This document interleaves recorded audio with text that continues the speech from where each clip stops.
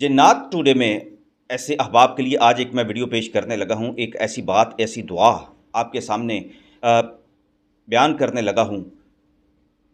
हज़रत पीर आबद हुसैन सैफ़ी साहब के पास बहुत सारे लोग ऐसे आया करते थे, कहा करते थे, इल्तिजा किया करते थे कि हजूर हमें ऐसा कोई अमल बता दें, ऐसा तावीज़ दे दें कि हमारे यहाँ औलाद हो जाए। औलाद एक का गम जो है ऐसा है कि जिन लोगों के यहाँ औलाद नहीं होती या जिनके यहाँ फिर बेटे पैदा नहीं होते, उनकी ज़िंदगियाँ जो हैं वो उजेरन भी हो जाती हैं। तमन्ना तो हर एक इंसान की होती है कि अल्लाह ताला बेटियों के साथ उन्हें बेटे भी अता फ़रमाए, लेकिन ये अल्लाह ताला की मर्ज़ी होती है, मंशा होती है कि वो जिसको चाहे बेटियाँ अता करे, जिसको चाहे बेटे अता करे, जिसको चाहे बेटियाँ और बेटे दोनों अता करे। लेकिन हमारे यहाँ एक ऐसा एक रवाज भी है कि लोग शाकर होने की बजाय औलाद हो भी जाती है, बेटियों की सूरत में भी वो भी बेटों की तमन्ना करते हैं। लेकिन ऐसे लोग जिनके यहाँ औलाद होती ही नहीं है, वो बड़े बेचैन रहते हैं, बहुत ज़्यादा इलाज भी करते हैं, रूहानी तौर पर भी इलाज करते हैं, दुआएं भी करते हैं। तो ऐसे लोगों के लिए पीर साहब कहा करते थे कि ठीक है, आपको तावीज़ तो दिया जाता है, लेकिन आप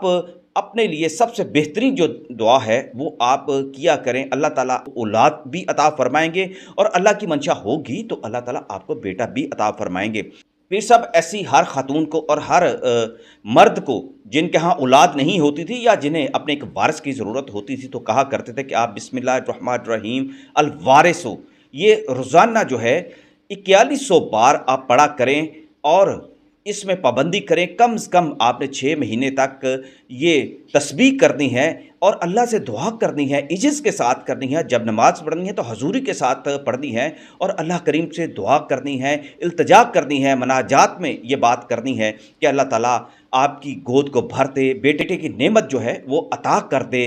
और लेकिन वो साथ ये कहा करते थे कि अल्लाह ताला ने आपको बेटियां अता की हैं तो आप कभी उनकी दिल आज़ारी नहीं करने के काश अल्लाह हमें बेटा भी अता करता, ये अल्लाह की मर्ज़ी है। तो पीर साहब बिस्मिल्लाहिर्रहमानिर्रहीम अल वारिसो की जब तस्बीह दिया करते थे, कहा करते थे, तलकीन किया करते थे तो ये हदायत साथ करते थे कि साथ दरूद पाक आपने लाजमी पढ़ना है, कम से कम 11 बार अव्वल और आखिर आपने पढ़ना है और उसके बाद ये कसरत से पढ़ें और अपनी ज़िंदगी का फिर इसको एक रोज़ाना की तस्बीह की सूरत में मामूल बना लें। यानी कि रोज़ाना 100 बार आपने बिस्मिल्लाहिर्रहमानिर्रहीम अल वारिसो पढ़ते रहना है ताकि अल्लाह ताला की ये नेमतें जो आपको मिली हैं औलाद की सूरत में वो हमेशा हिफ्ज़ व अमान में रहें।